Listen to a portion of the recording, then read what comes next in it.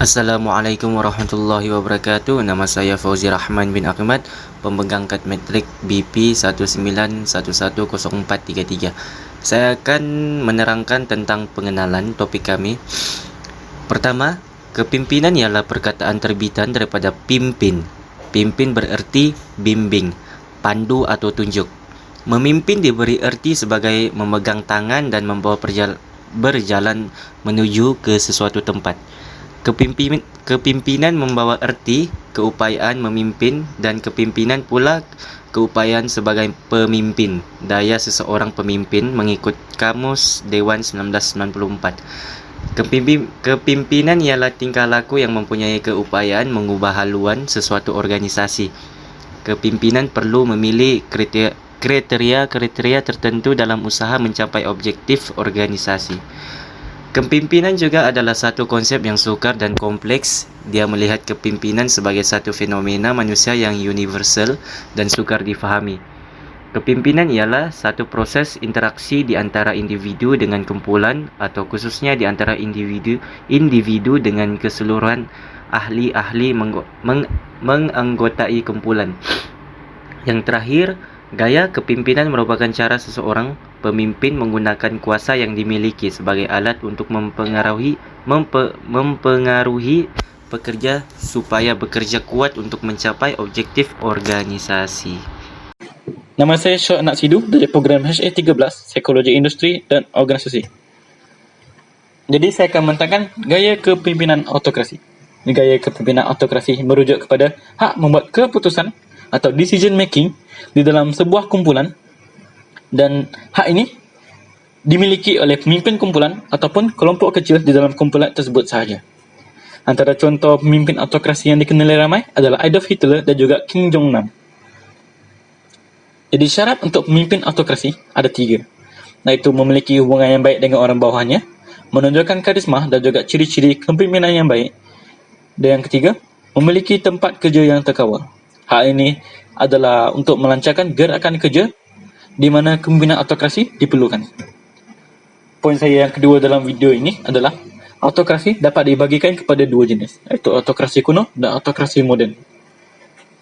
Autokrasi kuno memberikan kuasa kepada satu orang individu, dan mereka juga tidak memerlukan badan perwakilan rakyat. Autokrasi moden pula memberikan kuasa kepada parti atau kumpulan yang kecil di dalam kumpulan tersebut, dan juga memiliki badan perwakilan yang malangnya tidak mewakili rakyat. Oleh itu, badan perwakilan ini dianggap sebagai topeng pemerintahan sahaja. Akhir sekali, kelemahan gaya kepimpinan autokrasi. Gaya kepimpinan autokrasi memiliki 3 kelemahan, iaitu menyebabkan kemungkinan berlakunya pemberontakan. Kedua, pekerja tidak memiliki atau mempelajari ilmu baharu. Dan yang ketiga, menyebabkan kemurangan ataupun migrasi di kalangan golongan bawahan. Hal ini mungkin disebabkan oleh rangka kerja repetitif, di mana orang bawahan ataupun pekerja ini melakukan rutin kerja yang sama pada setiap hari, hingga mereka motivasi mereka semakin berkurang.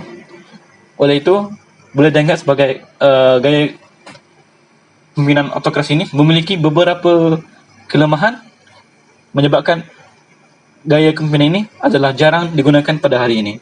Itu saja daripada saya. Sekian, terima kasih. Saya akan menerangkan serba sedikit tentang part saya, yaitu bahagian gaya kepimpinan demokratik.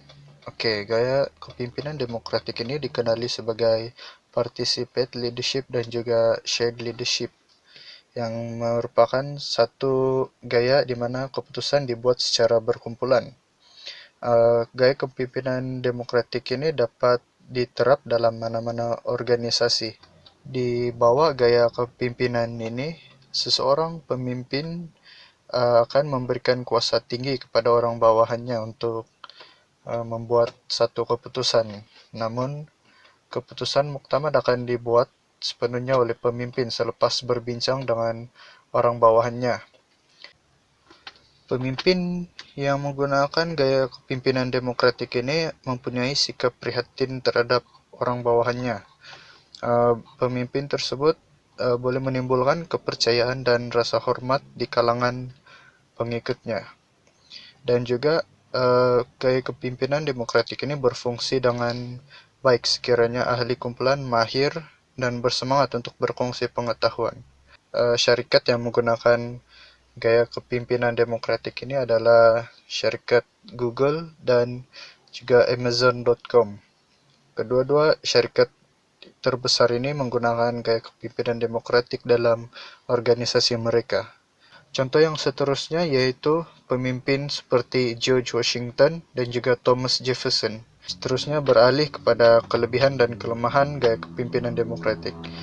Kelebihan yang pertama yaitu mendorong inovasi. Seterusnya kreatif menyelesaikan masalah, meningkatkan semangat dan kepuasan kerja, dapat meningkatkan kualiti keputusan, dan dapat mengurangkan ketidakhadiran pekerja. Bagi kelemahannya, ia boleh memakan masa yang agak lama untuk berbincang sehingga mendapatkan keputusan. Kedua, yaitu kurang berkesan sekiranya penglibatan pekerja bawahan dilakukan demi mendapat nama. Dan terakhir yaitu akan berlakunya keputusan yang bertentangan antara pekerja dalam membuat satu keputusan. Nama saya Presiden IP 191 akan menceritakan tentang laissez-faire. Laissez-faire dalam bahasa Prancis bermaksud diizinkan untuk melakukan sesuatu dalam dasar perkembangan pemerintah hidup dan unsur ekonomi individu dan masyarakat. Laissez-faire salah satu kritikan utama dari dia adalah bahwa kapitalisme sebagai sistem mempunyai kekaburan moral yang terpasang dalamnya, yaitu ia tidak melindungi hakikat yang paling lemah dalam masyarakat. Bagi penyokong laissez-faire pula berpendapat bahwa jika individu melayani kepentingan mereka terlebih dahulu, faedah masyarakat akan menyusul. Pengkritik merasakan laissez-faire sebenarnya membawa kepada kemiskinan dan ketidakseimbangan ekonomi. Namun di sebalik permulaan yang tidak menguntungkan ini, amalan laissez-faire yang dikembangkan lebih jauh oleh ahli ekonomi Inggris seperti Smith dan David Ricardo mendapat pemerintah semasa revolusi perindustrian pada akhir abad ke-18 dan awal abad ke-19. Dan hanya pada abad ke-20 negara maju seperti US mulai melaksanakan kawalan dan peraturan pemerintah yang penting untuk melindungi pekerja dari keadaan berbahaya dan bermula dari amalan pendidikan yang tidak adil. Itu saya daripada saya, terima kasih. Secara ringkasnya, gaya kepemimpinan autokratik ini, proses pembuatan keputusan hanya dibuat oleh pemimpin.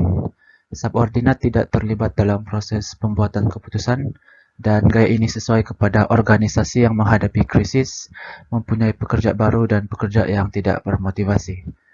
Untuk gaya kepemimpinan demokratik, hanya melibatkan subordinat dalam proses membuat keputusan. Pemimpin berbincang dengan subordinat dalam proses membuat keputusan. Dan untuk gaya kepemimpinan laissez-faire, memberi kebebasan kepada subordinat untuk membuat keputusan dan bertindak. Subordinat akan membuat keputusan. Gaya kepemimpinan ini sesuai untuk pekerja yang bermotivasi tinggi, berpengalaman, berpengetahuan, dan berkemahiran dalam kerja. Contohnya dokter, guru, dan jurutera.